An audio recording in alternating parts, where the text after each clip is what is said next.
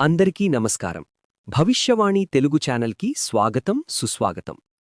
June 2, 2026 నుంచి గురుగ్రహం కర్కాటక రాశిలోకి ప్రవేశించబోతోంది.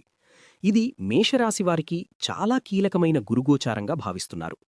ఎందుకంటే కర్కాటకం మీ రాశికి 4వ స్థానంగా ఉండటమే కాకుండా గురువుకు ఉచ్చస్థానం కూడా కావటంతో గురుగ్రహ ప్రభావం అత్యంత శక్తివంతంగా పనిచేస్తుంది.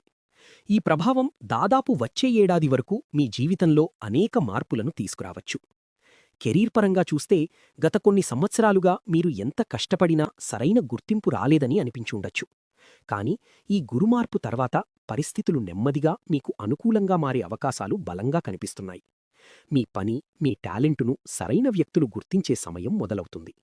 ఉద్యోగంలో ప్రమోషన్, మంచి టీం సపోర్ట్, కొత్త అవకాశాలు లేదా స్థిరత్వం రావచ్చు. కొంతమందికి work from home, location change లేదా విదేశీ అవకాశాలు కూడా కనిపిస్తున్నాయి. ఆర్థికంగా ఈ గోచారం చాలా శుభప్రదంగా భావిస్తున్నారు. ఇల్లు కొనడం, స్థలం కొనడం, నిర్మాణం చెయ్యడం లేదా వాహనం కొనుగోలు చెయ్యడం వంటి యోగాలు బలపడతాయి. కుటుంబ ఆస్తుల విషయంలో కూడా మంచి పరిణామాలు కనిపించవచ్చు. అయితే ఖర్చులు కూడా పెరుగుతాయి.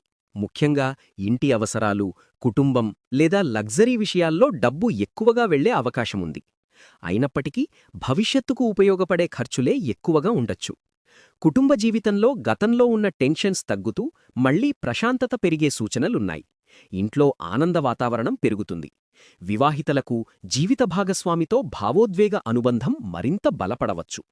కొంతకాలంగా దూరంగా ఉన్న కుటుంబ సభ్యులతో మళ్లీ దగ్గరయ్యే అవకాశాలు కూడా ఉన్నాయి. ఇంటి మార్పు లేదా కొత్త ఇంట్లోకి ప్రవేశించే యోగాలు కొందరికి రావచ్చు. విద్యార్థులకు ఈ గురుగోచారం చాలా బలంగా సహకరిస్తుంది. హయ్యర్ స్టడీస్, విదేశీ ఎడ్యుకేషన్, ప్రభుత్వ పరీక్షలు లేదా టెక్నికల్ ఫీల్డ్స్లో మంచి అవకాశాలు రావచ్చు. గురుగ్రహం జ్ఞానం, మార్గదర్శకత్వానికి సూచిక కావడంతో సరైన మెంటర్స్ మీ జీవితంలోకి వచ్చే అవకాశముంది. ఆరోగ్యపరంగా మానసిక ప్రశాంతత పెరుగుతుంది. గతంలో ఉన్న ఒత్తిడి కొంచెం తగ్గినట్లు అనిపించవచ్చు.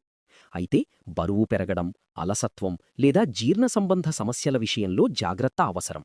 రెగ్యులర్ రొటీన్ పాటిస్తే ఆరోగ్యం బావుంటుంది.